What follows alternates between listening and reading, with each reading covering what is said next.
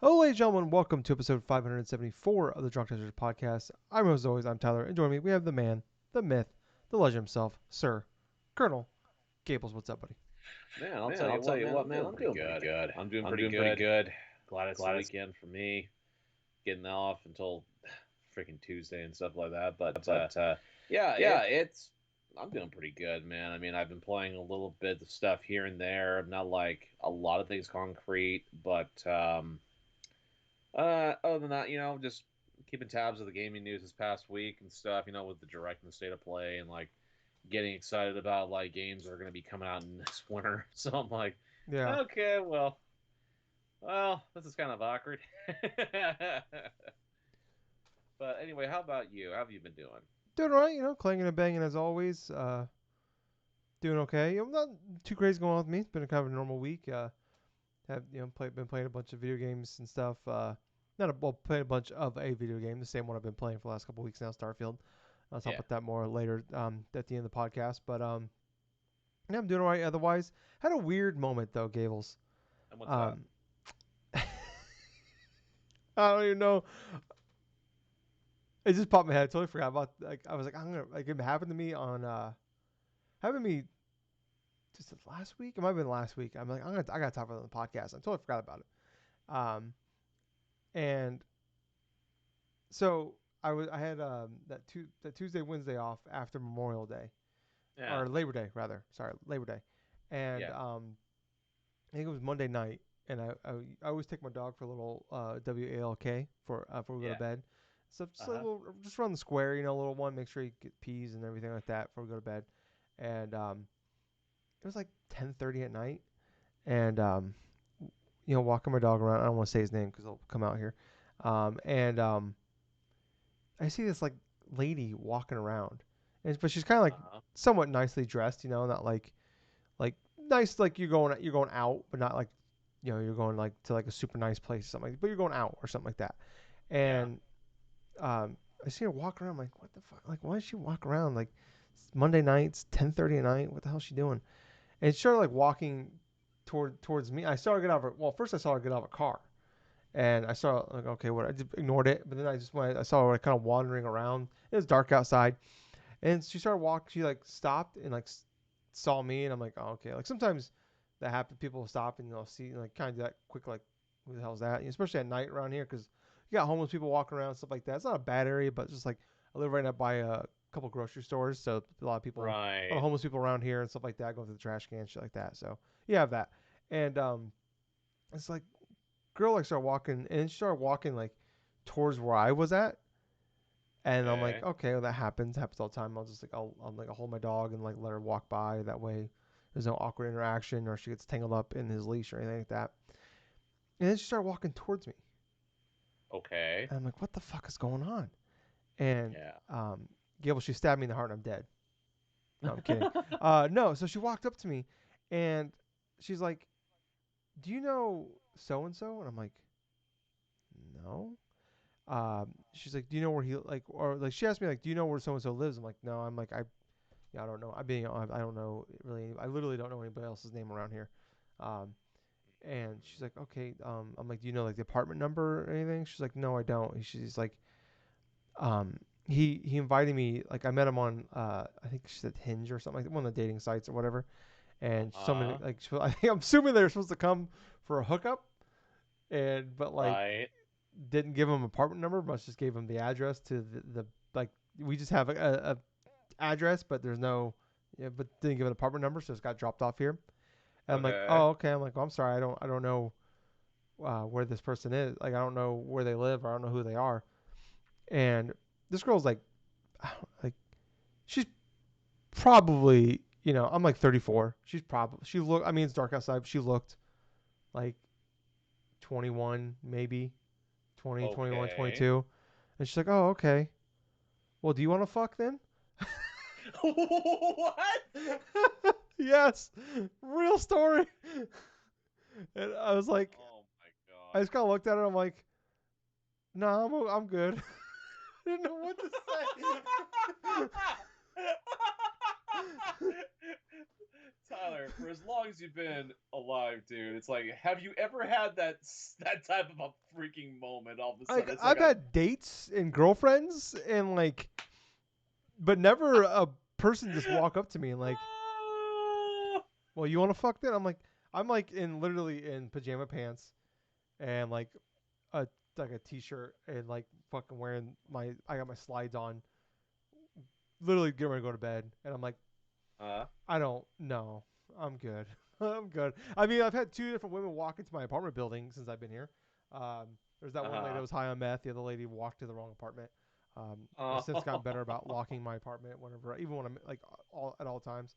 But oh, that's good. yeah, there's that one. I talked about that one time on the podcast. I called the cops on the lady, who was high on meth, and would refuse to leave my apartment. And yeah, but this was a different one, and I was like, no, I don't know what to say. I didn't know. I'm like, I don't know who you are. I appreciate the offer. Maybe if you like bought me a drink first, I would have said yes. I don't know. But I don't know how old you are, so I'm just gonna say no on this one. I don't Yeah, that think was. I honestly, I don't think anything was like mischievous here. I don't think like I Yeah, think she really was, because I saw her literally get out of a car and she got out of the back seat of a car, which would explain, I'm assuming, the Uber that looked like she got a ride. I'm assuming Uber or some sort here. Um, right. but yeah, she's like kind of looked at me. She's like, it was like kind of I don't know. It felt like 12 minutes. Could have been like a third of a second, but she was like, okay, and it's like walked off. I was like, that was weird. That was very weird.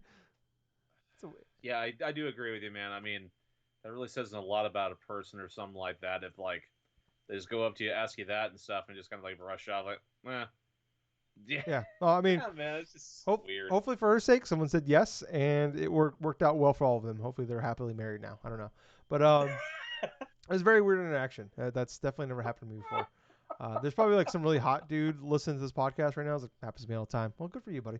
But yeah, I don't know. I was very Well, flattered. knowing when to say no, Yeah. that's a good sign right there. Hey, Yes. you're not settling for anything. Yeah. Yes. Yes. But yeah, it was very weird. I was like second guessing myself a little bit. I'm not gonna lie to you. But then I'm like, that's probably their call. Just for I was continuing Oh, the walk. I was like, oh huh, boy. maybe it's just. Yeah, Anyways, this is the Drunk Dashers podcast where every this is a week, gaming this is a podcast video game here. podcast.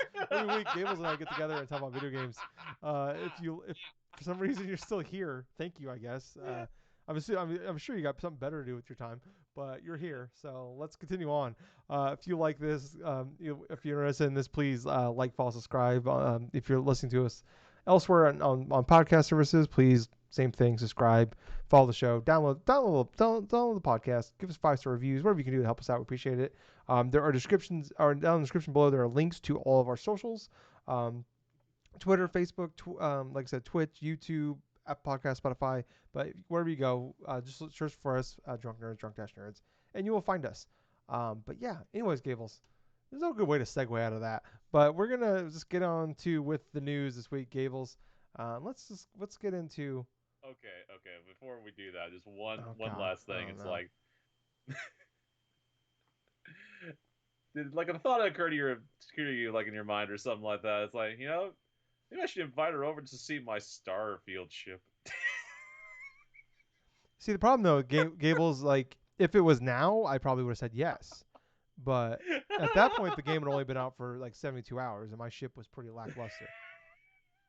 Unless unless you're implying that's a joke towards my penis, which then I would No, say it's always pretty lackluster.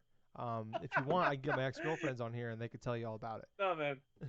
Oh man, no, man. I just envision you as like, Gables, it's don't like, imagine, don't envision my Starfield.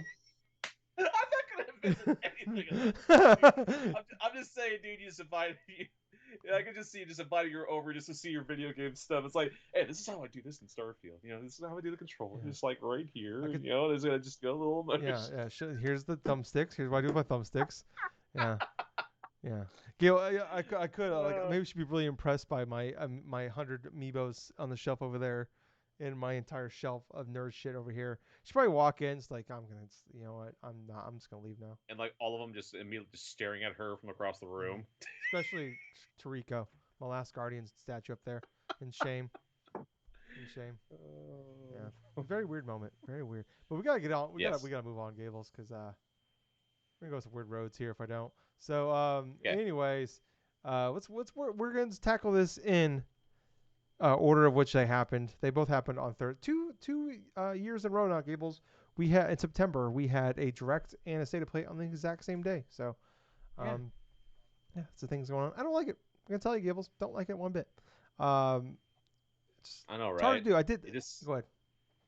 it just seems like kind of two parts to like one whole, right? Only it's like you had like the freaking direct like in the early morning and stuff like that. I mean, 7 o'clock where like my time and stuff Yep. like that, like way early, and then all of a sudden like right in the middle of the day, there's only PlayStation like state of play and stuff like right when I'm in the middle of work. It's like I don't like the aspect to where it's like wedged in that middle and stuff where I'm just like about to wake up, or if I'm just like right in the middle of everything to where I have to now watch the repercussions of the hours after Yeah. before I get a chance to actually watch the direct. Yeah. For me, it's just like I like to watch these things at home, like without being spoiled for the most part. So it's like, well, now I gotta like just I can't go online, can't go on YouTube, can't do anything until basically I get home later in the evening, and then I wanted to do a live react to both of them, and it's just like fuck, man, it's like Right. work 12-hour day, and then you got to go and do two live reacts right afterwards. Admittedly, was a struggle a little bit on some of these, but man, this direct was just very long. It was 42 minutes. Um, and we'll tackle this stuff one by one here, and if there's something to talk about, we'll talk about it. But start off here with Splatoon 3. We had the side order expansion was revealed. How many waves are in this expansion pass? Do we know? I thought there was only two. I Yeah, there's two. I It mean, sounds like there's the more. Is this? they kind of made it sound like it was more than what initially was and stuff like that. Like this is the second wave apparently that's going to be coming Yeah. out. So this is coming spring 2024. It is like a tower. It's kind of like the typical expansion we see. Like Breath of the Wild had the same thing, but it was like the part one of the expansion where it's like you got to like make your way through the waves, through the levels of going up an elevator, Right. um, and basically like a roguelike. And you're going through, and every level has different waves of enemies you got to fight, and if you die, you got to start over again. Um, that's wave two. I hope that's not the second wave because that is like literally like the week like the low end of what we expect out of like some of these expansion packs. Like I said, like this is like the first like Nintendo, especially Nintendo. They usually this is like the first one they give you, and then wave two, the second part is like the good shit that we care about. Like kind of like the Breath of the Wild. Like literally the first one was like Right. here's a tower you gotta climb, and then then the second one was like here's the extra content that you want. Um, Man, but this is it. This is the whole expansion pack. The first part was literally we just gave you the hub world from the first game, and that's it. And then the second part is here's a roguelike of going, of this level climber, what the fuck you want to call it. I don't know. Gotta say, Gable's pretty weak sauce. What about you? Well, honestly, from what I observed throughout that thing, I really like the look of the aesthetics of it. I Very mean, near it definitely did have a near automata kind of look to it Automata. because of, yeah, yeah, the automata. It definitely had that kind of style, which is super weird, but the same thing, kind of like really like crazy looking sci-fi esque sort of like look and like almost like an orderly sort of like look to it, if that makes sense. Mm. Like you have this sort of structured type of look, but you have these crazy like anomalies and stuff coming out from like the creatures and like the environments and like stuff of that sort. It looked like from what I could gather through the dialogue and stuff like that is like you are being assisted by one of the announcers and stuff from Splatoon 2 and stuff. The like Camera. Pearl, Yeah, I think her Pearl. name was. Pearl. Yep. Yeah, it looks like it looks like you're on the task of trying to look for like a Marina, the co-host from Splatoon 2. But from what I can gather from it, you get these specific types of cards or something like that, and you're able to choose one of a couple different power ups to try to use like for each like from combination stuff to go through each corresponding floor. And you know what? That does seem kind of interesting in certain aspects of it. I mean, I've played certain games that are kind of like roguelike stuff to where it's like basic, it's sort of bare bones or something like that. Then there's like other ones that are kind of a little bit more meatier, kind of a little bit more like interesting in terms of what they present to you for power ups and stuff. I'm kind of interested in seeing what they do inside of the Splatoon format because for side order and stuff, I mean, yeah, I'm interested in seeing more of this expansion, but at the same point and stuff, I really hope that it is actually going to be as replayable as what they were saying they were trying to aim for.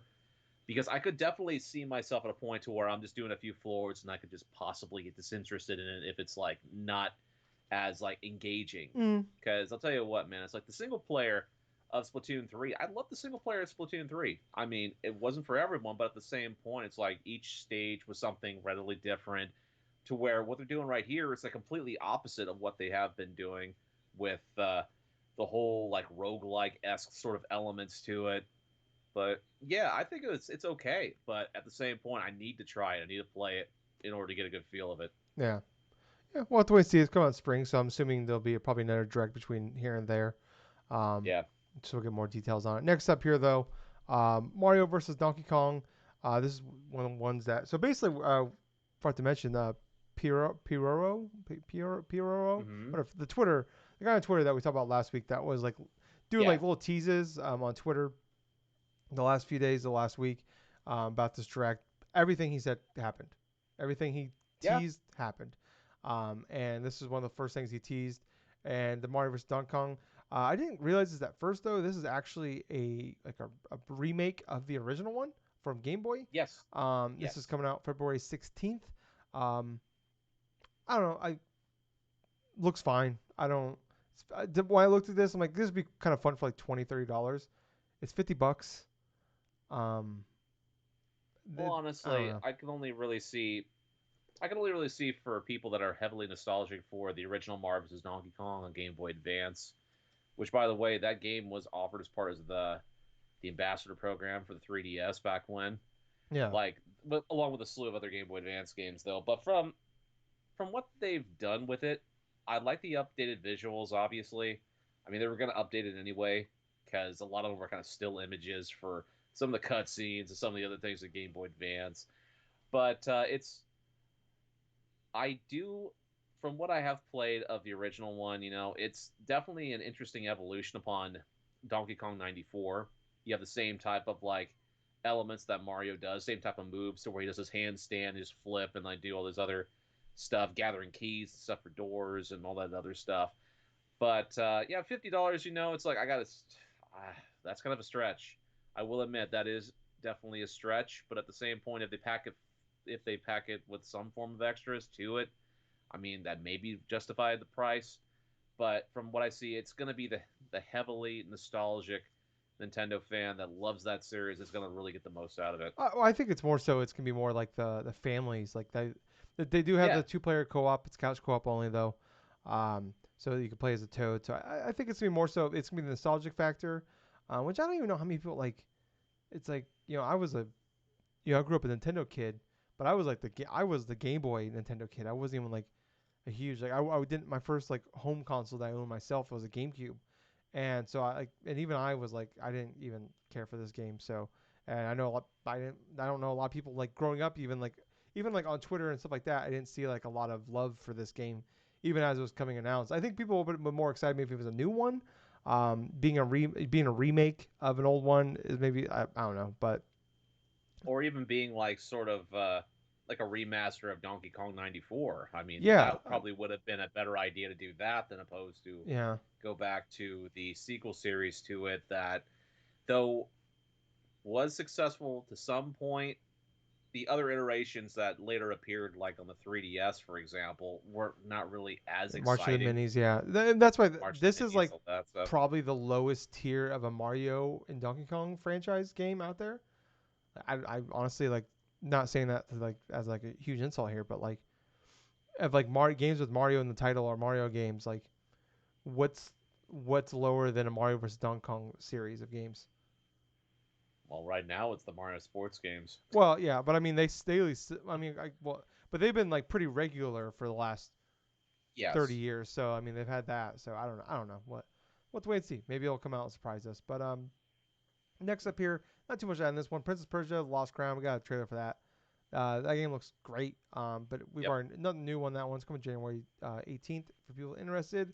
Horizon Chase 2. It's coming on September 14th. That was a shadow drop. Looks like a fun little game, fun arcade racing game. Not gonna lie, not trying to be an ass here, but I didn't know it was the first Horizon Chase game.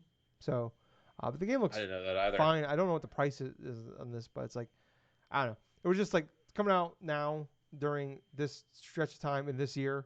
Uh, I'm if it was like a shadow drop, any other year, it might from maybe would have think would have gained some more traction, but yeah, I don't, this time of year though, no, there's and literally the same day that um, motor the Crew Motorfest came out, so I don't know. Hmm. What about you, Gables?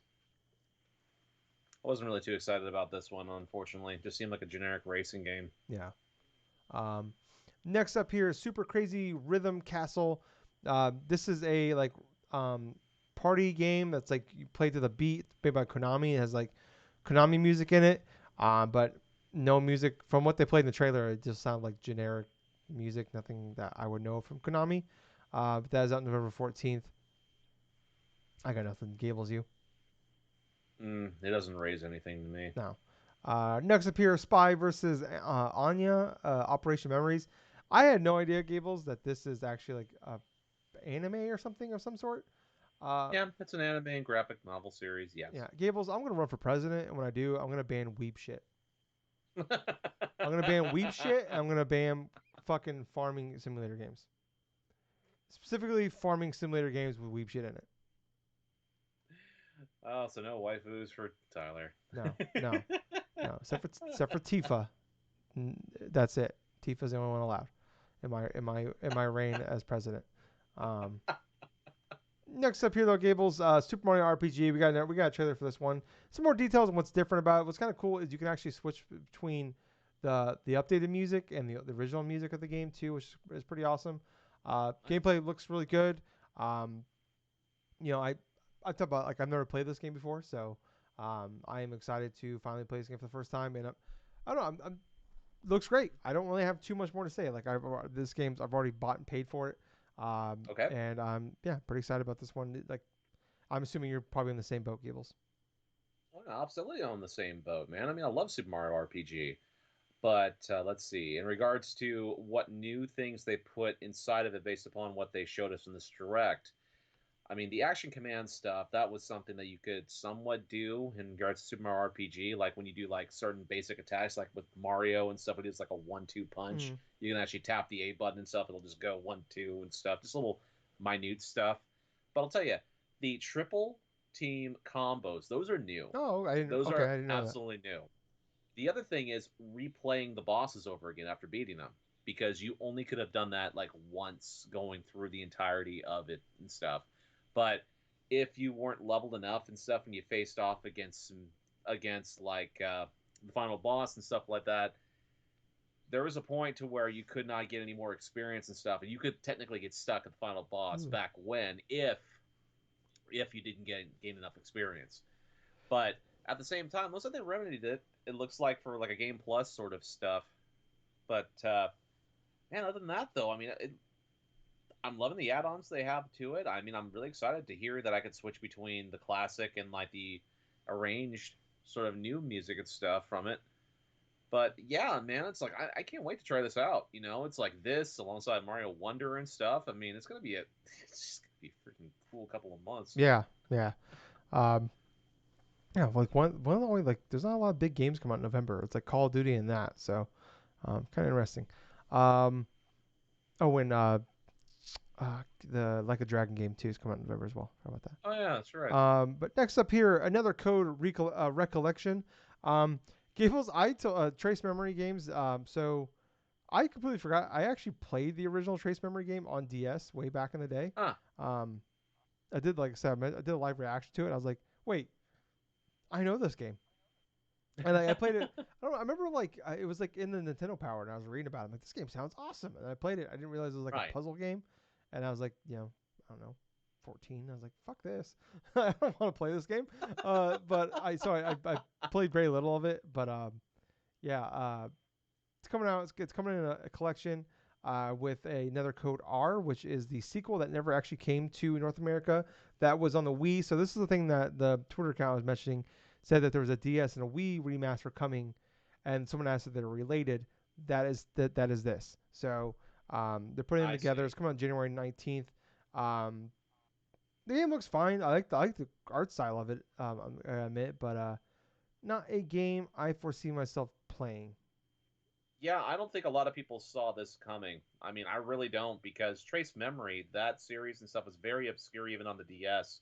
So the fact they're going back to the well, doing a complete remaster of the first two games and stuff, the DS and the Wii like port respectively, that's a great idea. I mean, what a way to reboot like a series that you've tried in the past and stuff, and kind of didn't take off there, and then just trying with the Switch because when it comes to the Switch this generation, it's like you put it on there, and it pretty much Yeah, will give it like a good solid boost. I mean, Mario Kart 8 Deluxe is the prime example of that. yeah, yeah. I mean, I think honestly one of the biggest legacies of the Switch when we look back on this thing, 5, 10 years from now, it's going to be how many games came like these old games came back and found a second life on this new hardware. So Yeah, I'm not saying this game's gonna sell a million copies, but like I don't know, maybe if it sells. I don't know the budget of this game, but if I imagine if it sells 100,000, it's probably gonna be it's gonna be pretty successful for what it is. I think it's going to be pretty good in terms of sales. Maybe not like million No, seller type of things, but even if it does like about 700,000, I mean, that'd be a great thing for that yeah, series. and I thought it showed pretty well. So I think it comes down to price point and like what else comes out around that time. So next up here though, February. Jesus, sorry. I don't know where February came from. Princess Peach Showtime. But we got. I'm sorry. I got to do it right. Showtime. You got to say it like Sting. Um, anyways, March 22nd when this yeah cannot talk now. I got into the Sting mode. Now I can't talk. Now I start talking like Sting from the Police. What is happening to me? Uh, but anyways, so Princess Peach, the game that was revealed in the direct we had back in June. We got some more deals. Yeah, God damn, I'm all tongue tied now. We got some more details about this now. It's coming out March 22nd, like I said. And this one, like basically the story is like she gets invited to like a stage or something, like a stage play, and then like something happens, and then she like gets to go through different worlds, and like she has to change like outfits and become different versions of herself. Like at one Mhm. she's like a kung fu Peach, and then one she's like Sherlock Holmes Peach, and then the other one she's like a pirate. She's like sword fighting. I think this game looks. I like the style of the game. I think the game looks pretty cool. I like the even like they showed like a little bit of the kung fu stuff that was going on, and I was enjoying what that is. It's gonna be for me like more so like I want to. It's really gonna come down to reviews and what people are saying about this game because I can definitely like. I talked about this when they originally revealed it. I'm like, this looks very much like this is the Kirby Yarn and like Yoshi games, like developers, Yes. and like those games are like fine. They look really good. Like visually, they look fantastic. But like Woolly, not Woolly World, Crafted World that came out. I was like 2019. I'm like, it was beautiful, and I liked I had no bad things to say about the gameplay. It was just so boring. It was the biggest issue, and that's kind of the issues with some of their games. Like I like Roller World, but that was my first one of those. But like that's been like the real one critique they've had is the games are kind of boring, but they're more so for kids. And I'm wondering if this is what this game's gonna be. But I don't know. It's not a day one buy for me, but it's gonna be a wait and see. But I am way more optimistic about this game now, based on what we've Yes. seen than before. What about you? Well, absolutely. I am much more interested in seeing how this game will perform from what we had seen inside the trailer. I mean, I had guessed last week in terms of like what I had personally saw, a little like more of an entertainment, sort of like stage play, sort of S type of things. And granted, there you go. It's like it may not be like a music based sort of like game or something like that, but it's something even more so that actually would be interesting for like say an introductory for people getting into gaming or like for kids in general or some. It looks like the type of game where yeah, it is definitely an easier difficulty setting in terms of like the standard game, but at the same time, this is honestly the most interesting thing. This is probably one of the most interesting Princess Peach has done in quite a while and stuff because Yeah, she doesn't generally get her own games. yeah. She's usually The like damsel in either the distress. print the damsel in Yeah. distress or like whichever you can play as her and stuff for Mario Kart or for the party games or for this or Sports that and games, stuff yeah. like that. It just feels kind of refreshing. She has her own game. She has her own thing that she can go through and do, separate from like Mario and Luigi and stuff. And I'm more interested in seeing how creative they get in terms of not just the power ups because they only named those few, like the Buccaneer Peach, the freaking like Detective Peach and stuff, and Kung Fu. the Kung Fu Peach. That was kind of interesting too because you had to go forth and like time your defenses just right, just to protect yourself from being struck and stuff by enemies and everything else. But as far as I'm concerned and stuff like that, I mean, this game would be definitely worth a playthrough. But I'm not sure if this is the type of game to where I would be interested in playing in the long run. Mm. But at the same point, it definitely has that feel of like what you said, like a Yoshi's Crafted World or a Kirby's Epic Yarn, to where the whole purpose of those games was to present things as friendly and as appealing, mass appealing as possible, to where people that are interested in playing games but they don't know where to begin and they have some interest inside Nintendo will start on these games. And Yeah. then the whole aspect of it is to introduce them to gaming, and then maybe they'll want to go try some even more, like say like a standard Mario game, like a middle tier thing, like a bridge game between the two, from the most hardcore to the extraordinary light stuff. Yeah. I think this game is going to be better than what people think. Yeah, I don't get me wrong. I'm not saying that I think things will be bad. I think it's just gonna be one of those things where it's like, it is not gonna be an us game. Right, Got right, right. At the core, in our no. guys, gamers in their 30s, this is not the thing that we want. This is gonna be things like gamers in their 30s with children. Like that's that grew up loving Nintendo. Oh That's yeah, what's for. Like absolutely. my best friend Justin, he has 3 daughters, and oh shit, he has another kid any day now coming on the way. Yeah, And they for would love that's that. good. That game will be perfect for them. So, um, yeah, yeah, I don't know. Like I said, I'm not. Yeah, I would try to come off negative. I just think it's like I'm looking for my stand, my point here, and it's like I'm like that's not a me game, but yeah, like it's gonna come out. It's gonna sell million plus copies and be very successful, and I'm sure the Yeah. people of that genre will like it 7 out of 10. Um, Next up here though, Saga Emerald Beyond is coming in 2024. Gable, some of these you can just stop me if you have anything to say. Um, Tomb Raider one I'll through. just Go ahead.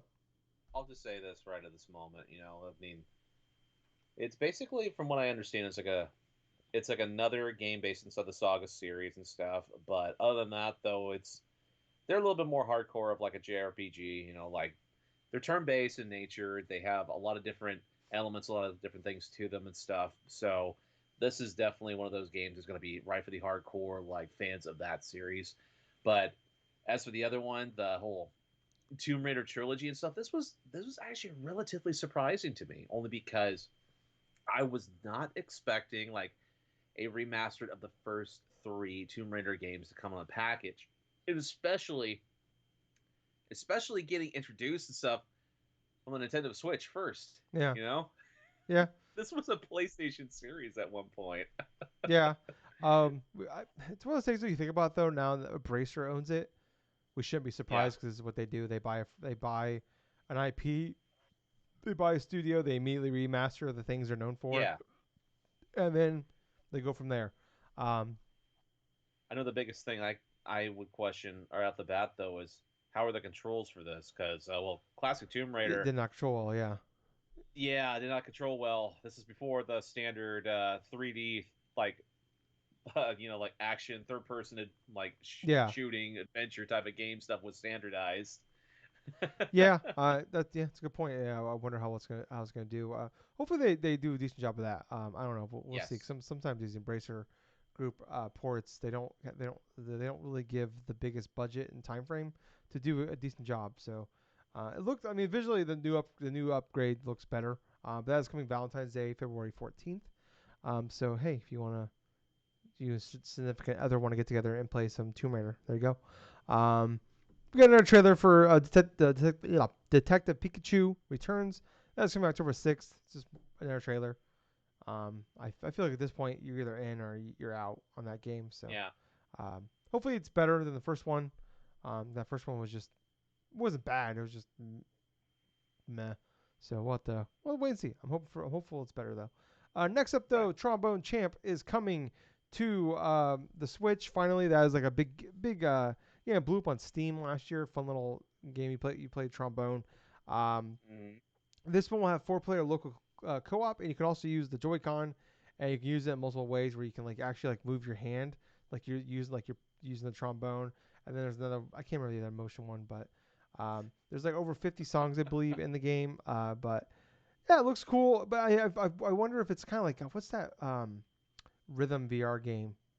Uh, that let's see, Beat Saber. Beat Saber, yeah, where it's like I always like people love that game like when they play it like on their like with the Meta Quest and stuff, because like part of it like what's cool is like you can actually like import like people like actually like mod real songs into the game, and you could just play Mm-hmm. all these modded songs and like it works really well. What sucks when you play it on like a closed platform like PlayStation, when you play it on the PS4 2, like you can buy like they have like Queen packs you got to pay extra money for, but they only have like Yep. original music, maybe some stuff they paid for.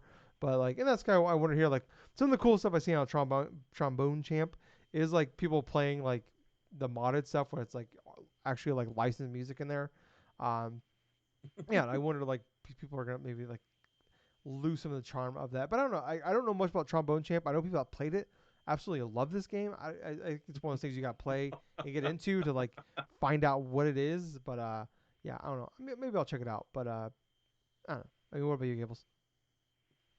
I definitely want to check out Trombone Champ though, because that sounds like such a fucking fun time, dude. But yeah, from what we saw last year through the Game Grumps do a little bit of playthrough for their Oh, did they? Trombone I didn't Champ see this one. stuff. Well, we saw bits of the. I think we saw bits of the Did we? clips or something. Was I sober? I don't Probably remember, not. Okay. but but yeah, man, it's like it's really hilarious because it's like you have these simple tunes and stuff, and you have people trying to match the pitches and stuff. They're just slurring into like the speeches. Yeah. Yeah. Oh yeah, that's one of those. That's another one of the things that was interesting is that was one of like a couple different games actually stealth dropped the day of the direct. Oh, you're right. That is out today. So I forgot about that. Yeah, might check it out then. I don't know. I'm so busy right now with games. I'm behind. I can't keep up with the games coming out. I don't know if I can add any more. Next up, I hear ya. though we had Battle Crush. This is a free to play online battle royale game where you play as it's 3 teams of 10, and you play as a bunch of different like mythological creatures. Um, Right. coming out in spring 2024, um, but it's coming to Switch first. So I'm just gonna say this game is dead on arrival. Hmm.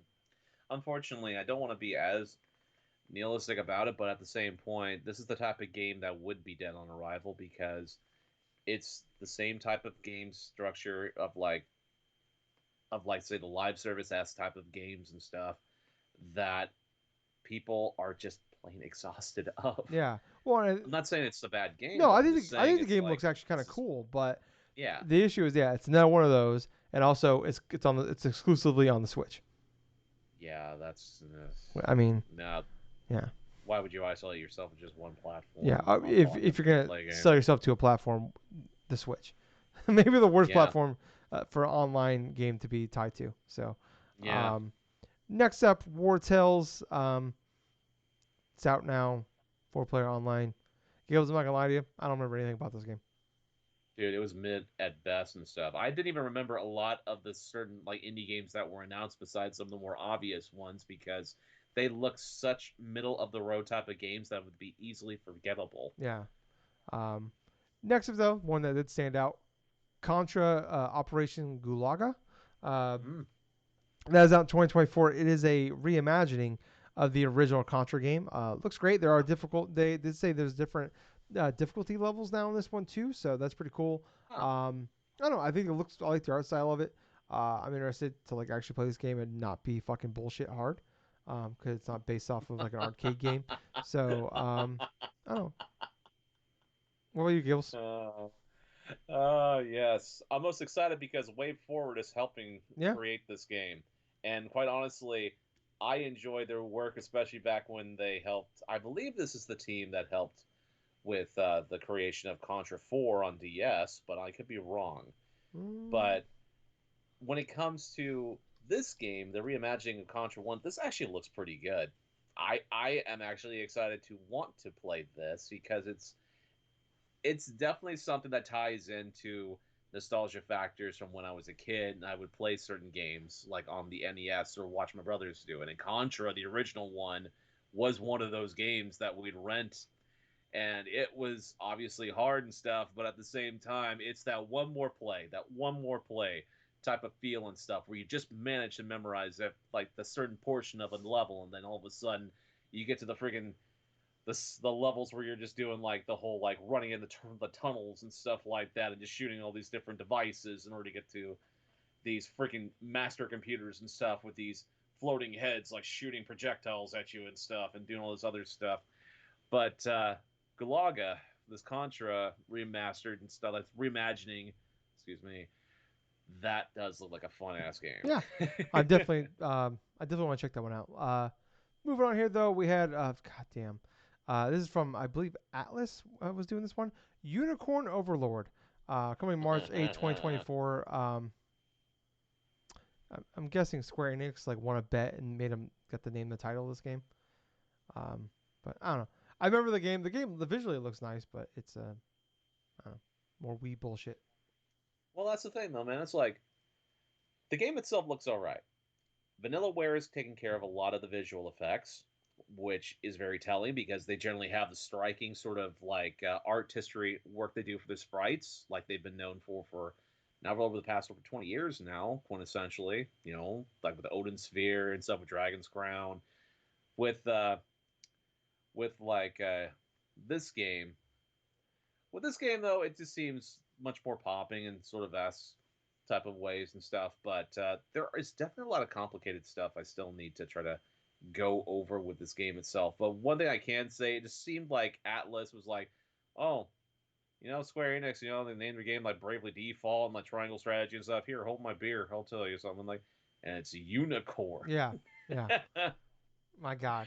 you're, Yeah. man, you're not the only one that just like sat back like, wow, that's what a name. I was took a drink of my water when they announced that, and I literally choked on it from the name. So, um, yeah. If I mean honestly though, coming with bad names is probably a smart idea because it's nowadays it's probably the best way for some of these like games to stand out. So, uh, It's like a whole aspect of like you make this great game, you make this like this game that looks fascinating and stuff, and this and that and stuff like that, and then all of a sudden it's like, and now this is our game, a walk in the park, yeah. Or like Harvestella, made by Square Enix. or like I don't know, more like boring horse. Yeah. Honestly, I probably play Boring Horse. That sounds like DLC in Skyrim. Um, Next up here though, Luigi Mansion 2 HD coming. Oddly enough, Gables, this is the first time. This is the first game in this entire.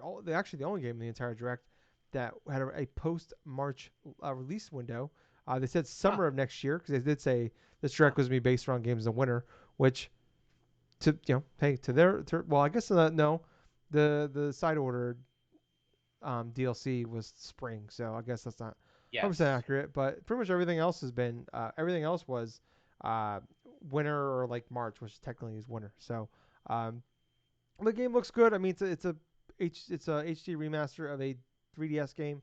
I'm interested in playing it because like it's one of those games that came out, and when I bought my 3DS, I bought this Yes. Super Mario 3D Land, and then right around that time, that was I bought it right when the Pokemon X and Y came out. So I Yes. got really hooked on Super Mario 3D Land and Pokemon, and just never went back to this. But I liked it, and I'm interested. I want to go back and play it. They did say there's gonna be 4 player multiplayer on this one. No idea if it's online though or not, but you can play with 3 other people. But yeah, I mean, I'm tempted to play it again. To me, it's gonna come down to timeline, like what else if there's something else around it, and also price point. If they're trying to charge, I bet they will. They'll probably charge like it's probably gonna be 50, $60. If it's 50, I don't know, probably might do it. 60, $50 is definitely a good price point for that game. yeah. So yeah, we'll have to wait and see. But yeah, it is interesting that they dropped the Dark Moon or something like that before. Now it's just 2, which makes sense because I mean, Smart move. Yeah, I mean, whatever. I mean, just go ahead and do it, especially with. So don't want to confuse people with the with going from 3 to that. So makes sense, but I'm Mm-hmm. excited for it. Next up, Gables. F-Zero 99 is out. It's out now. It's a 99. It's basically a battle royale. We have to race. There's 4 laps, and you have a power meter that will go down the more damage the more damage you take or hitting people.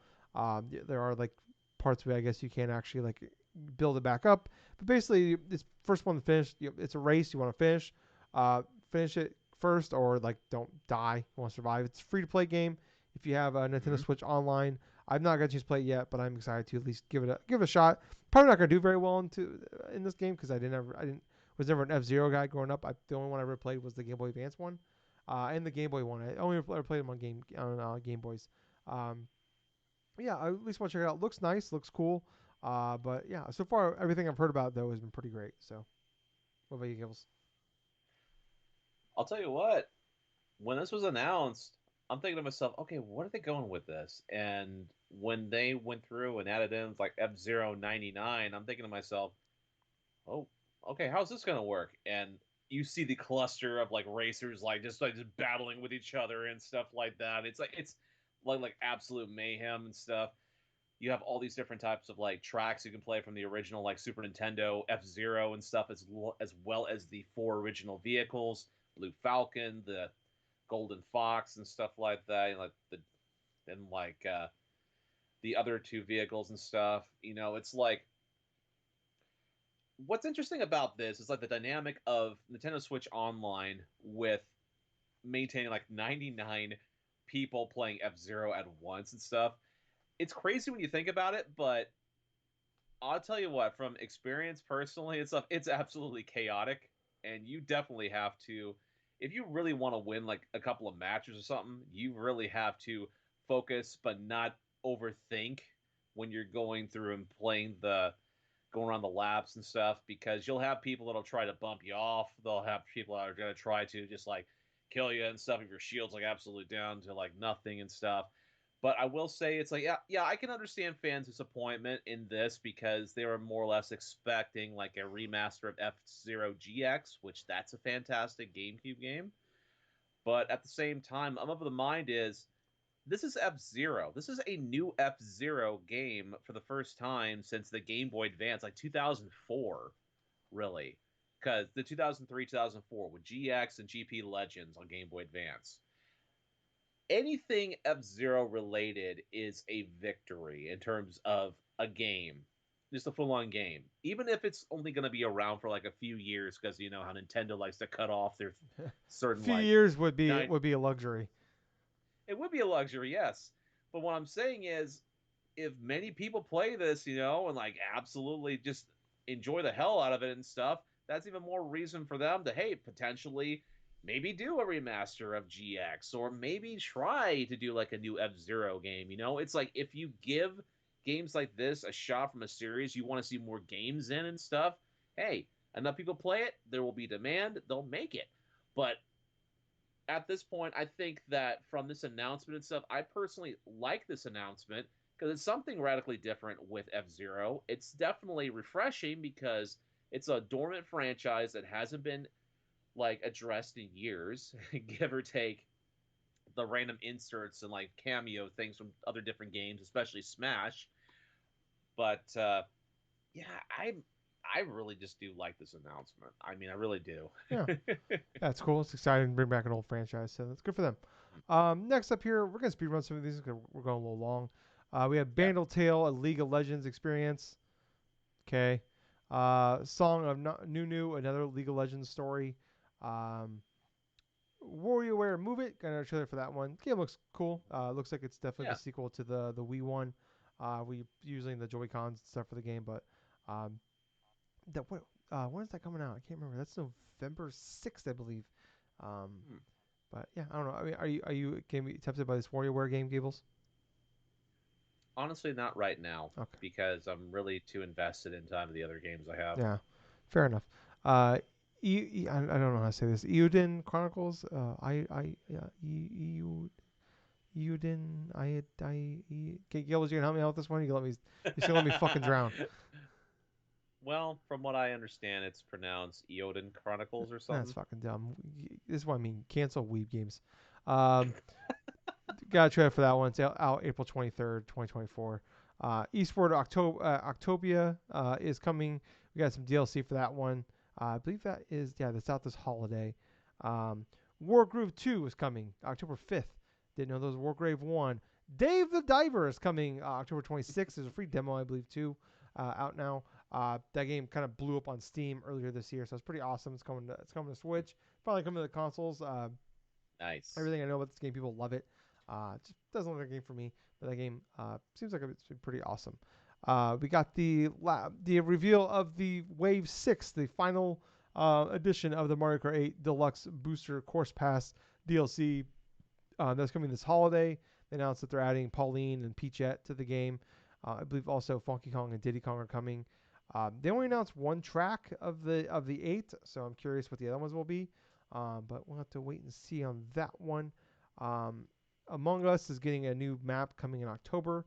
And then last but not least, the one more thing, Gables, coming in 2024, Paper Mario Thousand Year Door getting a remaster. Um, Mm. looks great, looks fantastic. Which isn't surprising. It looks like they basically just put Paper Mario and Thousand Year Door and the new the engine they're using now for the Paper Mario games. My one thing is like I hope they just leave it as is, just make it look nicer. Because if they try to make it like a modern day Paper Mario game, when they get rid of the XP and all that bullshit, like take away the RPG elements of this game, like Oh, people are going to be I don't want pissed. anything to do with this game. It literally takes away the whole point of like the battling system of this game. Um, but yeah, I'm super pumped for this game. I love this game so much as a kid, um, and I am so pumped for this coming back. Probably one of my of like probably of like the first party games that like what we can expect from Nintendo and this in the dying days of the Switch. This is probably the peak of what we can expect. So what about you, Gibbles? Hmm. I'm absolutely excited about this.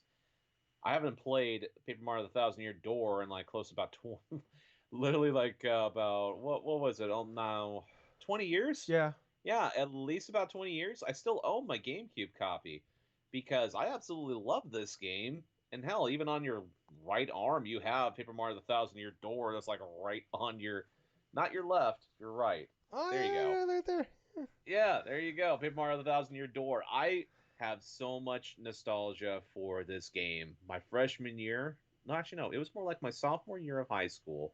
I would bring the player's guide from that game and read it and stuff like that. I was like, oh, hey, this is pretty cool. This is pretty cool, you know. And then after I get done off school and stuff, I go through, I start playing the game, but the game is highly memorable. There's a lot of great characters, a lot of great like allies and stuff that you can play with throughout the entire game. You have Goombella, you have Cooper, you have like friggin' like a Bomberry and stuff like that, Vivian and stuff, and all this other like I think Flurry as well, the ghost that's kind of like awkward, like floating and stuff, and kind of like jiggles and stuff that people pay reference Yeah, to. grabbing to her boobs when she blows.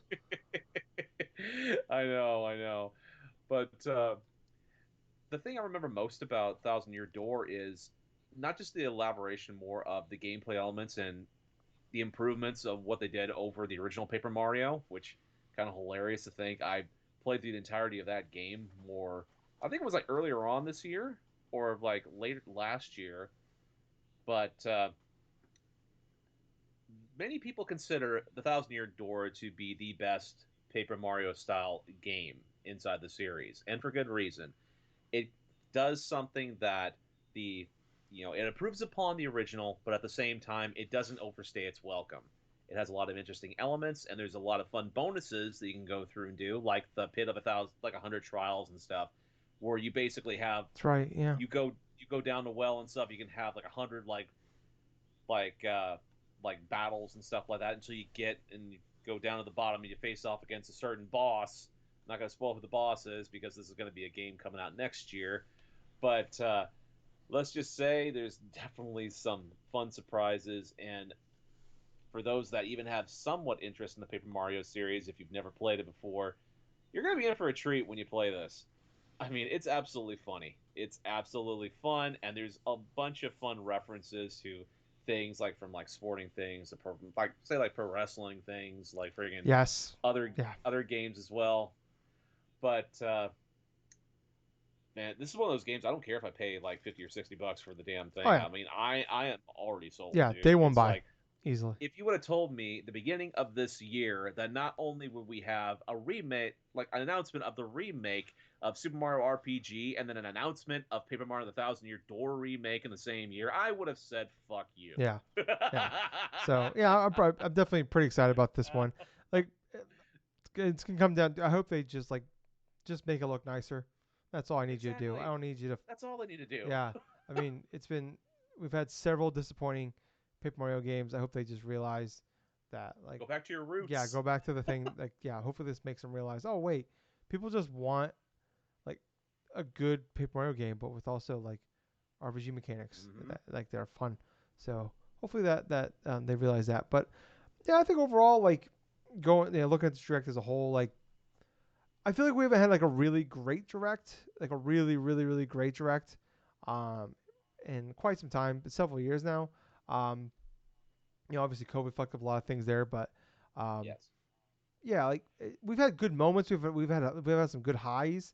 Like I thought the Thousand Year Door, the highs, it was a pretty. That was definitely the peak of everything. Obviously, they saved it for the one more thing, but yeah, like I just feel like this is where we're at right now with the Switch, and we're the yeah this the kind of we're definitely on. Like, there's no denying it. That this is it. I mean, you look at like what they did with like the 3DS at the end, where it was just the last like 2 years it was around, 3 years it was around. It was just ports of like Wii U games and like old games. Um, Yeah. and like I don't know, like it was 42 minutes long, and there was just long stretches of I was just really bored because it'd be like 10, 15 Yeah. minutes of just like here's another fucking farming game. Here's another indie game. Here's another fucking weeb game. Here's another one. Like I don't know. They all kind of blend in after a while. Um, Part of it was like definitely like, throw some like different style games in here every now and again. Like the Among Us thing wasn't like exciting for me, but it was like something different to look at here for a while, at least. But yeah, I mean, like it was definitely a high of like seeing Paper Mario getting a remake.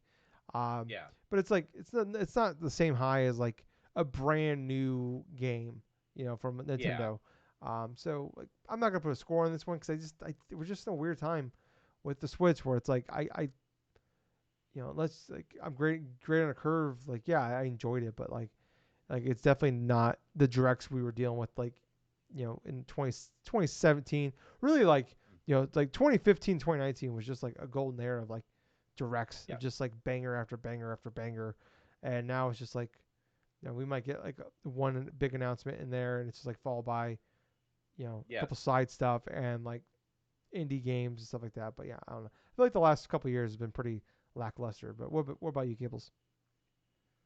From what I understand, from what I've learned from this past Nintendo Direct, is if one thing is clear that it is the Switch is winding down and it's winding down quick. When you have a whole bunch of remasters, when you have a whole bunch of like homages to past games and stuff on the Nintendo system, that means that it's pretty much on its last legs until the new system gets announced, which we're highly expecting it to be announced next year. But at the same thing, I'm in agreement that there were plenty of lulls inside of this direct.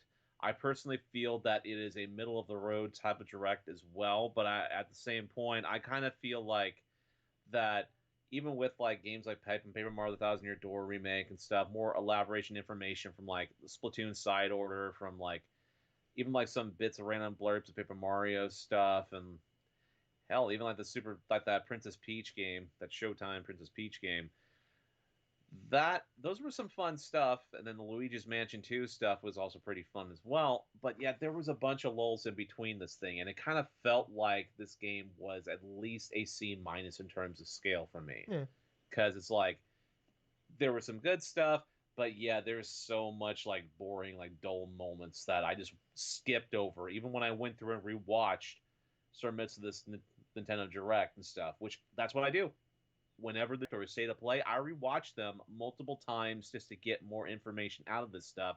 But for this one, this was probably one of the least times I've actually rewatched a direct, because all I seen like say maybe 3 or 4 things that looked interesting, and then just nothing.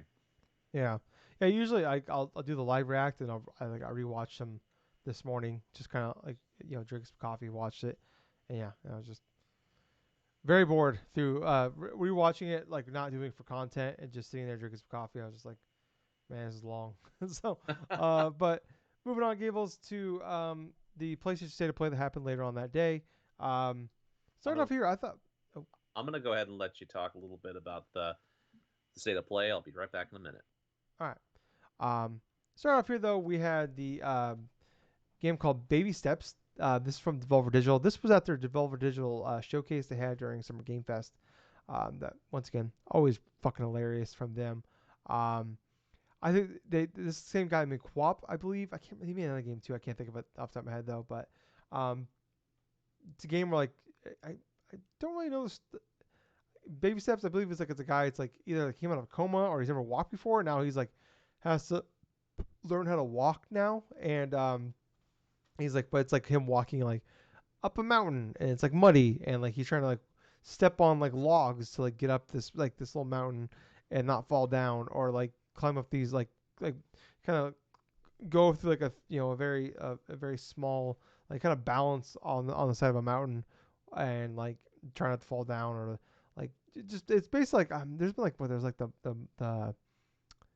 there's a game where like you ride the bike with your kid in the back, and you have to like get to like the level without like crashing, stuff like that. Um, I think the humor's really funny. Like it was him like walking, and then like he bumps into the guy like who's like, "Oh, I got the grapple hook. You gonna grapple us? Oh yeah, fuck yeah, I'm gonna fucking grab." I don't know. I just thought like the the the uh, the voice acting was really funny. The way they're saying things, the comedy is really good. I've just really enjoyed. I really enjoyed what they showed here. Um, but I don't. It's coming next summer. It's definitely gonna be one of those things where like I think this is like one of those games gonna be great for like Twitch streams and maybe like playing with your friends. Like it's gonna be a moment type of game. But like I don't know how much fun it's gonna be like you sitting on your couch playing this game by yourself. It could be wrong. Like Ghost Simulator or something that Gables I got into, stuff like that, like Untitled Goose Game. So it's definitely possible that like Baby Steps could um, definitely kind of get into like launch into like have its moment. Um, but yeah, the only thing I really had a problem with was the fact that they made the guy look just like me. Oh, the baby steps game, yeah. Yeah, That was so funny. I watched your reaction for that one and also the direct one and stuff. And the more I looked at it, the more I was like, holy crap, he does. he's got my ass. He's definitely got my ass. He's The, also kind of got your sarcasm too. oh yeah, Especially. fuck yeah, man! I'll fucking go. Tell me to fucking grapple that fucking thing. Fuck yeah. Yeah. Yeah. God damn it, it is me. I feel like they owe me money. Oh man, out of all the stereotypical type of things that could have made the dude and stuff like that, it just made him kind of like a maybe like a little like a bit little overweight or some ginger dude Wow, or something with glasses and like freaking try to go. jiggly ass. You Oh could say it. god. Yeah. Yeah, I'm just gonna help but laugh at that because it's such a funny ass concept, where you have a dude that you literally just go control his legs and like do this all the other shit. And then like even if you like misstep or something, you can just go sliding, you can hit your head on different like things, and you can just fall off a cliff because you're not as balanced as you thought you were. Yeah. It's something I'm definitely like. I can't wait to. That game's gonna be a moment game. Like I'm definitely gonna see. Like I think watch people like I said play like Twitch stream stuff like that's gonna be pretty awesome. So Mm-hmm. I think I definitely see if this game comes out in like a good time with like not a lot's coming out and garner a good audience, could definitely have its moment. So Absolutely. yeah. But next up here, got a little VR section here. Ghostbusters: Rise of the Ghost Lord. No. Oh yeah, it's coming out I believe in October, right around Halloween. So I think this is already out on MetaQuest if I'm not mistaken there. But I don't know. It's a VR Ghostbusters game if you're interested in that. Um, Next up, Resident Evil 4 remake is also getting the VR mode. We already knew about that, but that's coming out. I believe they said. Did they say when it's coming out? I don't believe they did. I can't remember. But we do know they did say though that Resident Evil 4 Separate Ways, the Ada Wong DLC, is coming September 21st. That is on Thursday. So get prepared for that. It is only $10, which is pretty cool. Yeah. But yeah, it's they seem like they kind of like stretched. They put a lot more into it than like the original Resident Evil 4 Ada Wong section. But I don't know. I'm curious, to see what people say about it. I don't know. I feel like the DLCs some for the Resident Evil games, like with like Resident Evil 7 and 8, and have been kind of like mixed in some ways. Like I thought that the Resident Evil 8 one was the big DLC they did for that one. Was I couldn't even finish it. It's only a few hours long, and I was like, I'm kind of good after like 45 minutes. I'm definitely interested in possibly checking this one out. It's only $10, but You want to know what's the interesting part about that whole Ada Wong DLC that they unveiled and stuff? Is like this is actually one of the first times that I can remember and stuff that making reference to Wesker in the entirety of the yeah, this is the remake. first time we've seen Wesker in the game. So maybe that's going to be more or less kind of a sign, because it's like this is the first time they actually go through and reveal Wesker. Who knows? Maybe they're going to remake the original in that style. Yeah, I mean we're definitely in a weird spot with these remakes because It we kind of don't, they kind of can got go. themselves in the corner, dude. I mean, they can't really go to like 5 or 6 because it's like those two games and stuff are like they're new enough to where it's like you don't really need to improve them so much. I mean, there's some people that just say forget those two just completely, Yeah, but the kind of can't though because we killed Wesker in one of them. So that's true. I mean, if they totally retool Resident Evil 5 and just fuck over 6, I mean, I'm absolutely okay with that. I mean, yeah. but with Capcom, I could definitely see a road to where they just go the original Resident Evil next for a remake. I mean, it makes too much sense. Yeah, I mean, you have 0, 1, and Code Veronica. Those are like the next three like logical ones to go to. But like Yes. what order and which way you go to it, and then yeah, what do you do with 5 and 6? Because Mm. part of the problem is like 5 and 6 have a bit of a 6 especially has a negative Ugh. stigma towards it. 5 is like mixed. I feel like you can definitely easily work around 5 in a remake and just make it single player and it's totally fine. The game is good. It's just the shoehorn You need. Gears of War That's the thing, man. It's multiplayer was not great. yeah, exactly, dude. I mean, Resident Evil 5. Even if you did the thing single player wise and stuff, there's you have to play this game co-op with somebody because the AI is so freaking brain dead with Yeah, but the if they thing. remake it and everything, I think it'll be fine. But Yeah. 6 is like, yeah, it's like I think the problem is like even if they make 6 fantastic, the problem is like people that did play 6 because you remember 6 was the highest selling Capcom game for a long time.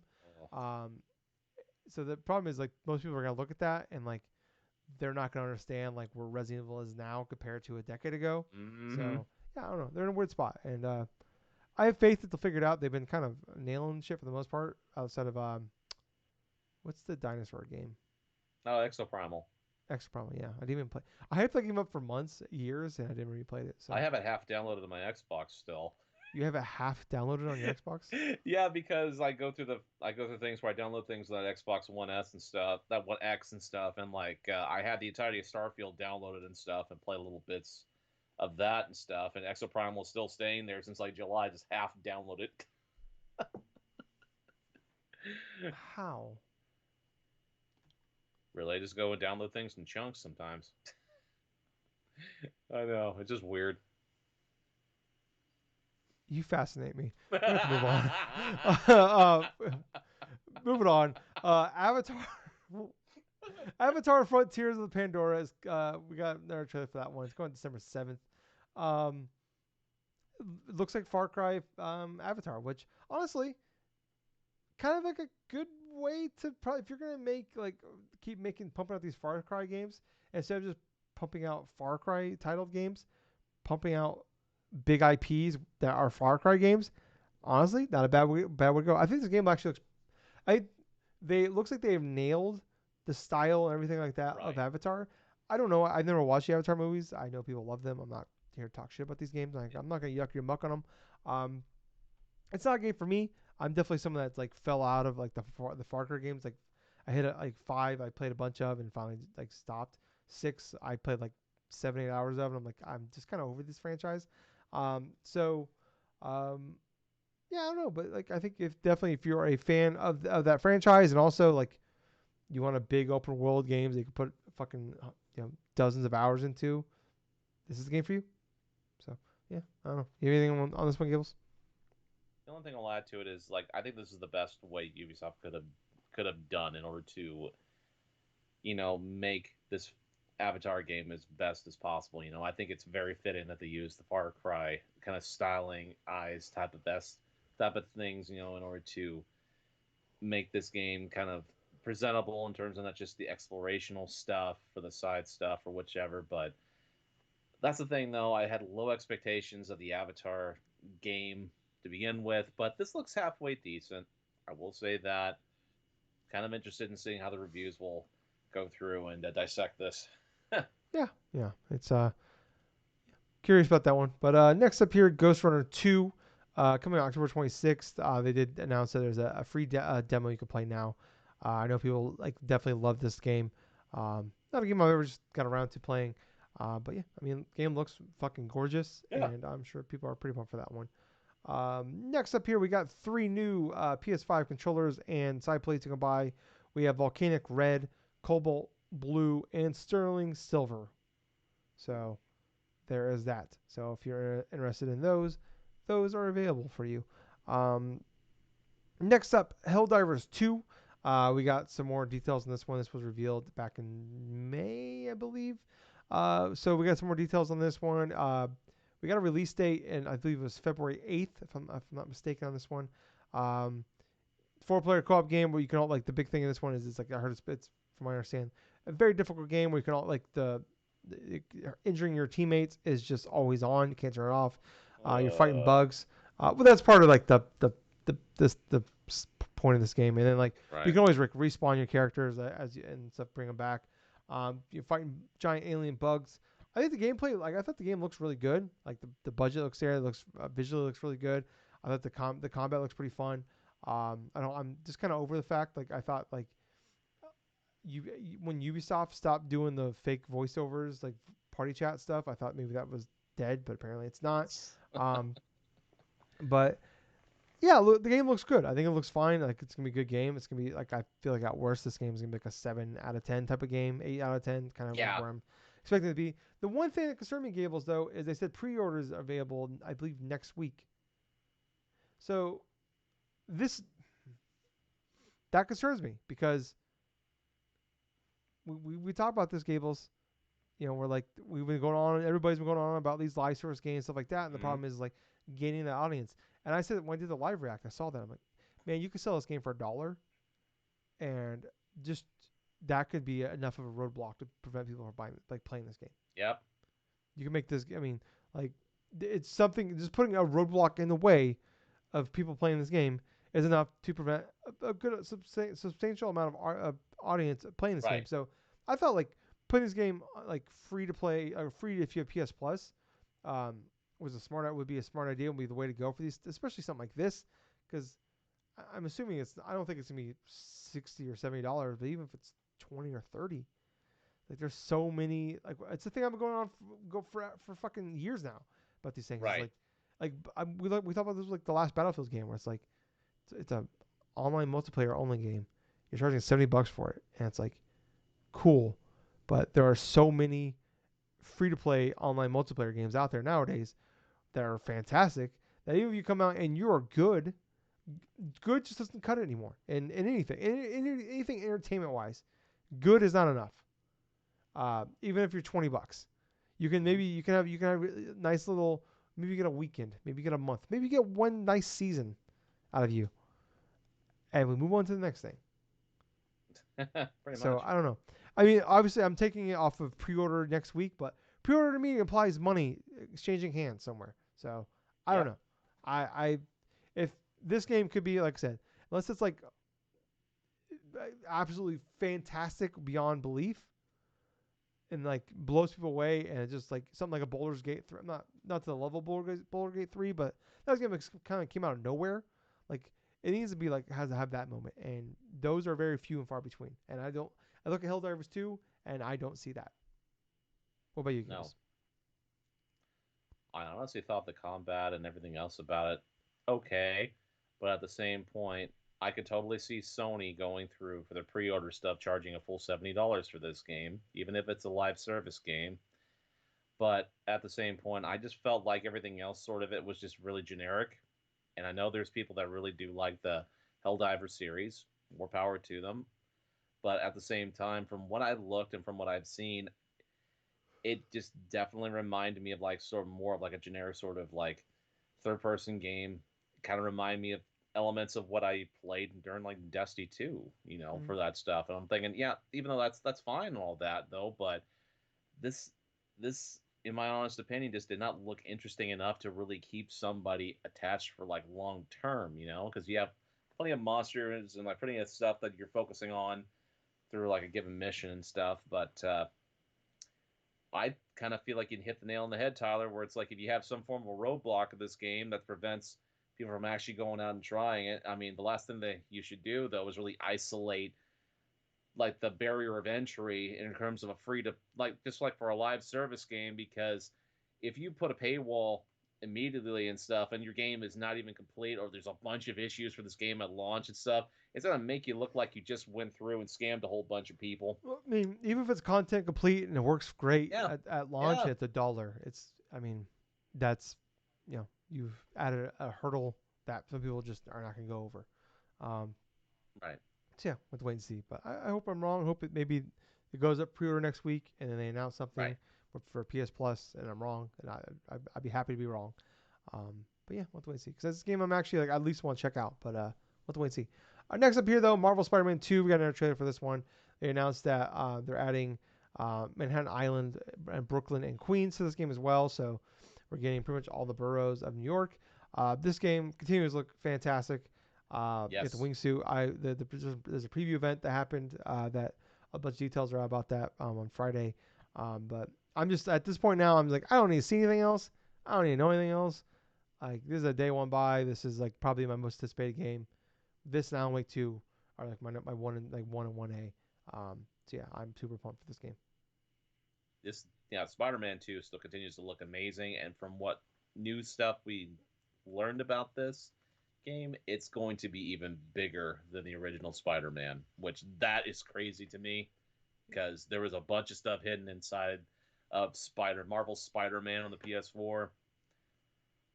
But at the same point, man, it's like I didn't really need to see more of anything. I mean, I know this game's going to be amazing. I just wanted just to make sure that it's still going to be playable this year, Yeah. which it is, Yep. October 20th. October 20th. Yep. Next up here, Tales of Arise Beyond the Dawn is a DLC expansion coming November 9th. Okay. So yep. Honkai Star Rail. I got a trailer for that. It's coming October 11th. Foam Stars, Gables' favorite game of all time, is getting an open beta. And I believe it's September 29th through October 1st. It's in Huh. 2 weeks. So it's free open beta for everybody to play. It just looks like a Okay, sure. yeah, I mean, yeah. granted, that's the best way you're going to have people go through and try your product and stuff. Let your let your work speak for itself. Yeah. Have a bunch of people play it, see what's going to go on. Yep. This is a game I respect the fact though they're just like 100% copying Splatoon. I don't like Yeah, like they're not even like trying to like make it look different enough that like it looks like what they do in there. No, it's just a copy of Splatoon, which I respect them more for doing that than anything. So we'll have to wait and see. I'll at least try out the beta. I thought Splatoon looked terrible until they had the Splatfest like 3 weeks before launch, and then I played that. And I'm like, I fucking love this game. So maybe Foam Stars will have that effect upon me. Uh, Last but certainly not fucking least, Gables, the highlight of my life, Final Fantasy VII Rebirth, except for Louis. Take that back. Where's he at? The little fucker. He's probably sleeping. Um, we got a new trailer for this one, Gables. It's 3 minutes 4 seconds. Yeah. Let me tell you, I didn't realize you can orgasm for 3 minutes 4 seconds. I feel like Sting, Sting from the Police. He had the 6 hour orgies and shit like that, which are impressive.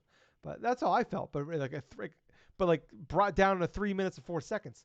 Don't look at me Yeah. like that, Gables. You know better than that now. After over a decade, this is on you. Uh, but we finally had fucking more goddamn content. We got a fucking release date, Gables, February 29th. God damn it. Now Mm-hmm. I gotta live until February 29th. I got anxiety. I'm like, I can't die, Gables. I can't die. Nothing bad can happen to me. Knock on wood. I gotta live. I gotta be able to play this fucking game. It looks fantastic. Oh my god. Mm-hmm. We got to see a bunch of new gameplay for this. We got to see motherfucking Casey hit that little fat little motherfucker doing some combat. It looks so goddamn cute. We got to see Vincent. We got to see Matt Mercer, who also did the voice for Ganondorf, is the voice of Vincent in this Yes. one. You see Tifa, my girl, Tifa. But yeah, like we got some more stuff. We got like the Cosmic Canyon. got to see I believe the fuck is it, Alexander. That's fucking I can't remember his name. But that man, this game looks so fucking good. We got like there's some stuff I'm looking into. Is I want to see. I'm waiting for someone to put like a breakdown of the trailer because there's like some stuff in here. I'm like, Okay. so the director of this game talked about like some stuff is going to be out of order from the original game. I'm like, Okay. okay, I want to know because there's a couple things in here I saw. I'm like, I remember that happening later in the game because I believe I'm not gonna spoil anything for the original Final Fantasy VII for people out there that don't know, but my theory has been since really I beat remake in 2020 is that this game will end at the end of disc one, which disc one is like the big moment of that game. Uh, and then the third one would be either a completely different game entirely, because if things change there, this game's the story is completely different. Um, or it's gonna, I mean, disc two and three are basically a lot of you just going around, like it's a lot of backtracking in the disc two and three, not disc Right. two and three. So, but yeah, oh my god, it looks so goddamn good. The combat looks great. We got to see Zach in there as well. Yeah, there's so many good things in this trailer. Like I said, I can't wait to like see someone do like just a breakdown of this fucking thing, and because my god, it looked great. I've watched it legitimately a dozen times, um, and I'm still like finding something new every single time I watch it. So yeah, it looks so fucking good. We got Cloud in a fucking Segway, which is pretty awesome. We got to see Cloud and Sephiroth team up in the flashback sequence. So, ooh, daddy, cannot wait for February 29th. Cannot get here soon enough. I'm gonna be like the episode of South Park where it was like right before the Wii launch and he couldn't wait, so he froze himself in snow. But then he woke up thousands of years in the future. That's gonna be me. I'm gonna like when winter hits, I'm gonna put myself in snow. So Gables, if I just go offline for a while, I'm in snow. So just let someone know to wake me up on February 29th. So I can play this fucking game. I'm telling you that. That's your one job. But yeah, looks fantastic. What about you, Gables? This looks absolutely incredible. I mean, everything from the gameplay to the reveals of the different characters, like with Cade Sith and stuff, and with Vincent for like the latter part of the end of the trailer and stuff. The whole references, the whole like aspects to where, they really are mixing things here and there in regards to some storyline stuff. But if anything is if anything is what I can gather is like even from things that we've seen like for the Emerald weapon and like the friggin' oh god, the certain set pieces and stuff, like the dancers and stuff Oh like yeah, that. the dances are back, baby. Woo! This is gonna be a freaking phenomenal game. I mean, there's no way, shape, or form. It's like with like say like the Nintendo Direct stuff. I loved the Thousand-Year Door reveal and stuff. This is definitely like one of those epic moments, those epic type of trailers and stuff, to where this absolutely sells people on playing Rebirth because you're doing a lot of stuff. There's going to be a lot of double, triple team attacks. It looks like there's going to be a lot of things to explore and stuff. You're going to be going around different bits of like certain timelines and different types of like situations, like with either Zack or with Cloud, or going and seeing like what Sephiroth or something like that is just brooding in his mind and stuff. So it's like you have great forms of the classic Final Fantasy VII, but at the same time, it's like there's a whole bunch of familiar stuff from that original game and plus the remake that makes it so much more of like elevates things to another level because you have the nostalgia factor and everything else working into the play and stuff. But if it's anything, this is definitely going to be one of those number one games on people's lists and probably going to be a game of the year It's already game of candidate the year, when it Gables. We does. could just fast forward to December 2024. It's my game of the year. Calling it now. I forgot Dude, about Gold Saucer. Gold Saucer's there, the Gables. gold saucer. Forgot Yep. the date. We can play fucking Chocobo Racing. There's a fucking combat mode in there. It looks so goddamn good. It should not be this It's good. funny. Ah, Dude, I think it's funny and stuff like you go through, you trash the weeb shit, and all of a sudden here's Final Fantasy VII. it's not weeb shit. It's different. It's different. This is not weeb. This is not weeb shit. It's different. It's its own category of greatness. Things, life peak there. Cannot fucking wait though. But yeah, I thought overall the state of play was good. I liked the state of play more, obviously, because you had Final Fantasy VII Rebirth there. But there's Right. 27 minutes compared to 42, and they focus more on different games. You know, it's like they've spent more time on games, but they also like focus on so many different style of games. We had Baby Steps in there, looks really fucking like that looks like a lot of fun and funny. We had Yes. Marvel Spider-Man 2. We had Helldivers 2. Like they spent more time on these things, but they didn't like overstay their welcome. And then obviously they had the one more thing, which was just fucking awesome. So definitely say like if it was something else that was like a B+ game or something, yeah, I'd have different opinions on this. But like you have Right. like S tier of like what to expect out of a state of play, and like I have lower expectations for state of plays. If this was a showcase, like that showcase back in May or June, whatever it was like that was extremely disappointing. And this was supposed to be a third party indie direct, and I mean it's definitely that, but also they had Marvel in there, they had Spider-Man in there, so that helped. But yeah, I don't know.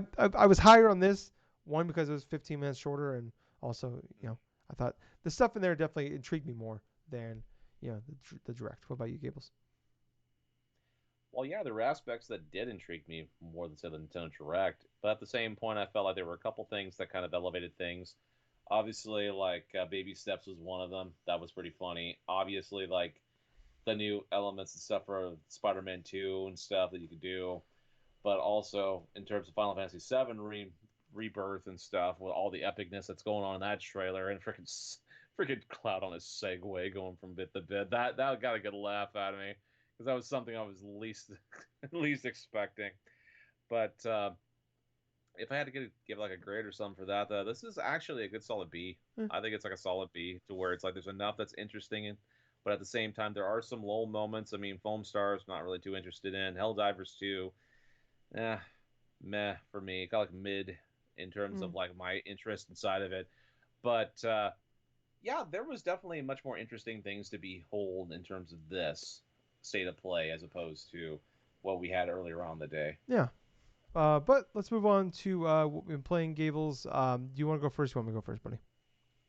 I'm gonna go ahead and go first because I really only played like one game solidly right here, and that's F-Zero 99. Dude, F-Zero 99 is an amazing game, and I'm going to say that this is definitely going to be one of those games that I'm going to be playing for a while because, for one, just the epicness of when you start a race and there's so many other people beside you and stuff, and that feel where you're just battling, you're just fighting with other people and stuff in order to try to get your positions, try to outmaneuver people on specific tracks, try to cut corners and stuff without having to go inside the rails and do all sorts of damage to your vehicle. The thrill that it is with like when you finally get off to that final curve and stuff, you get your like you get your foot on that friggin' like freaking thrusters and stuff like that, and you're just zooming towards like the finish line and everything else. Man, it's an epic experience, dude. I mean, it definitely gives me the sense of like playing like co-op with other players back in the day. But I'll tell you what, this is actually the first legitimate time I had a chance to play a game like F-Zero with just a whole bunch of people at the same time in general. So at that point, it's like I've been having a lot of fun. I've been having like definitely a hell of a lot of fun, dude. I mean, I've already 30 matches in. I think I've ranked about like I'm at rank 10 already with the Blue Falcon because I love Captain Falcon's vehicle. So I'm like, I've gone through a whole bunch of different tracks and stuff. I've gone through the entirety of the night class tracks, besides the final one, actually. Silence, that's the one that is the final one. But you have the basics here. You have Mute City, you have Big Blue, you have Sand Ocean, and then like you have like Death Wind and stuff. These tracks are like fairly simple to understand and stuff, especially when it comes to Mute City. It seems like mostly everybody picks Mute City because it's the most simple to understand track in the entirety of the game and stuff. But it also makes it the most hardest because everybody knows how easy the track is to try to go and stuff, and so try to jockeying for position in order to get a good spot, like within the top 10 or like in the top 50 or something like that, can be hard as hell. But what I do like about F-Zero 99 is it not only has options to where you could just play a standard 99 like people match or something, or you can get one of a couple different types of events that pop up. Like there actually will be a Grand Prix that pops up to where you have to finish above a certain rank or something to move on to the next round. Like for example, if you start on like say the first track, let's say you're playing on like, oh, let's see, like a harder track or something, like say Port Town 2 or something like that. It's like in the Queen League, I want to say. Yeah, it's like the middle tier. So if you're in the top 80, you move on to the next round. And then once you get to the next round and stuff like that, you'll go, so like the top 60 only passes on and stuff, and so on and so forth. To where finally you have the final track where you have like 20 people that are battling for that number one spot, and you're trying to do anything necessary in order to try to win that particular track. But then you also have a couple of other options to where you can just play on a couple of different difficult tracks and stuff by using like certain tickets and stuff like that. So you'll have a chance to try out tracks, let's say like Port Town 2 or like Winter 1 or something like that. Some of the more harder tracks to kind of gauge and understand. So and if you're like say relatively new to F-Zero in general, I mean these are the type of tracks they'll have the specific gimmicks to where they'll have like maybe intense wind, or there's going to be like frozen spots where you're going to have to navigate around carefully and this and that. But let's see, I've played a lot of games though as Captain Falcon, but I've also I've lost plenty of games and stuff to where like say I'm going to the launch off of the ramp just to go onto the track, and I've accidentally jumped off the edge and stuff and just completely crashed out. But let's see, that's happened a lot, at least about two or three times. But then there have been races to where I've done extremely well. I'm like number two, number three, and all of a sudden I get to the last curve, and then like my shield is down like so much, and then all of a sudden someone comes behind me, just kills me, and I all of a sudden I rank out right to where was at three, but now I get, because I got taken out and stuff, I'm like rank 83 or something like that. It's some that's the thing that it does. If you crash your vehicle, you're completely done with a race. And if you're like playing like a Grand Prix or something, you're just completely done. You don't pass on or anything else like that. But the learning curve, the learning curve is not so bad. It has a practice mode, so you can go through and practice some of the tracks like Butte City, Big Blue, etc. But what I also like is you can edit some bit of your icon stuff from like different frames, different vehicles and stuff, different types of little awards you unlock, say like by doing like 100 spins, or like boosting 50 times, or by doing some of the arbitrary like stuff inside the game. From other players I've raced against, I've seen YouTubers on there playing. I've seen like a whole bunch of people that do things on Twitch and stuff that are just really into this game right now. I've seen people with one victory. I've actually seen one player I've interacted with just racing and stuff that's won like 28 of these damn races already, Jesus. which I'm like, Jesus Christ, dude, that's a pro F-Zero player. But the game is incredibly fun. The game is incredibly addicting, and it's that one more game mentality, Tyler, because these races only last for like a few minutes at most, like 2 3 minutes. What issues I have had is when I've had the Switch docked and I'm trying to play, sometimes the sound of the image will cut off. I'm not sure if it's and then it'll just repop back on. I'm not sure if whether or not it's a game issue or if whether or not the HDMI cable that's hooked into my Switch is going out or something like that. So that's something I got to tinker with. But as soon as I undock it, I try to play F-Zero and stuff on handheld mode. I didn't have those type of issues. Huh. But yeah, I'm just trying to just of note and stuff. That's the only game I've really played to where I've had an issue with HDMI occur like that. But it's definitely worth a shot. It's definitely worth a try. I mean, if you even have like a moderate fan, like a little mild fan of F-Zero, give this game a shot. It's like even if you don't get first place, or even if you don't get within the top 10, you're constantly being rewarded with like points or stuff. But and another aspect to where you can earn points is like if you defeat all your rivals, like you'll have like a maximum three other rivals, right? And so if you finish better than like a whole bunch of them, like say one out of the three or all three of them and stuff, you get even more points and stuff to rank up or to get different colors for your vehicle. I mean, now I'm like sporting like a pink sort of like design or something like that on the Blue Falcon and stuff, but yeah, it's just the custom stuff, the whole retro nostalgia type of feel of playing this game, and then on top of that, you're having to like literally race with 98 other people live, and it's just one of those exhilarating types of experience and stuff to where you just want to play this game again and again because it's just that fun. But other than that, man, that's all I've been playing. All right, very cool, man. I mentioned top of the show. I've only been playing really Starfield. I'm definitely at the point now where like I am kind of ready to move. It's really I'm not so much ready to move on, but I need to move on type of thing. Where uh, Mortal Kombat's coming out next week. I really want to play that. Lies P. I at least want to dabble in there, and then like the onslaught of October is quickly gaining on us here. So uh, matter of like I'm just kind of I finally like started playing the main story mode. It is you can surprisingly race through it fairly quickly.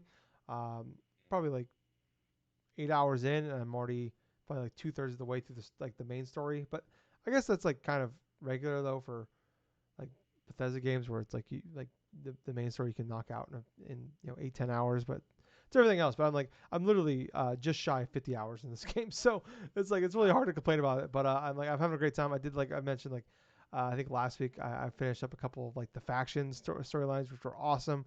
I got pretty deep into a couple other ones. I did like the freestyle collective one. Like I'm not finished with it, but I got a few in there. Not loving that one so much. I did another one where like I'm working for. I can't remember who it is I'm working for, but it's like a security company or something like that. And I'm doing Right. like company espionage stuff where I'm like going in like sneaking in the buildings and like framing people or like there's two companies come together with a deal and I gotta go in and like you know like stop them from making this deal, shit like that. Like that one I'm enjoying quite a bit. Having a good time with that, and probably gonna do like I definitely want to maybe go back later and do and finish those up. But like right now, it's like I just need to kind of get to the finish line on this one, like beat the main stories. That way, I have a beat because just in case I don't get back to it for the end of the year, like at least I have the story finished. But I'm actually like I actually like the story quite a bit. There's a point where I'm like, oh, I don't know if I like where this is going. Like I was in, it was like, oh, like I really like where it was going, and I'm like, oh, and I'm like, now I'm kind of back in. I'm like, oh, all right. So it's definitely a roller coaster ride of like emotions of like where some of the stuff is going, but I'm liking it quite a bit. Um, I like this. Like the characters are pretty good. Like I don't think like storyline wise, I don't think it's like top notch, like greatest of all time, anything like that. But like for like Bethesda, it's definitely the one I'm most interested in of anything Bethesda's done. Of like the anything from like the Oblivion games or the Fallout 3 or 4 or New Vegas is definitely my favorite. Um, but yeah, like so like that's it. Really, it's kind of an update there. Hopefully, I'm assuming I'll have it beaten.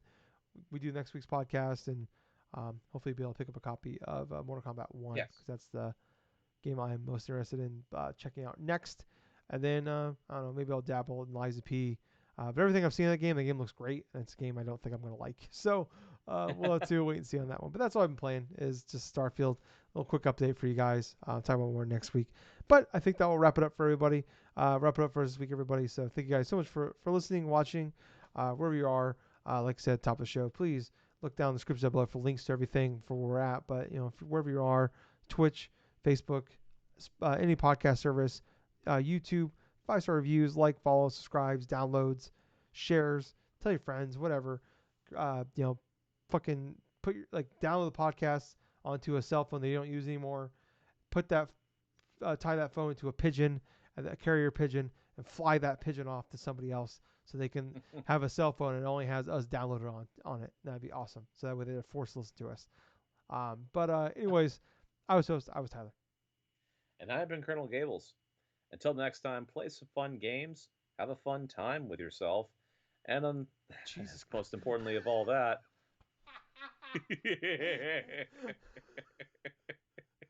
don't drop the soap. Yeah.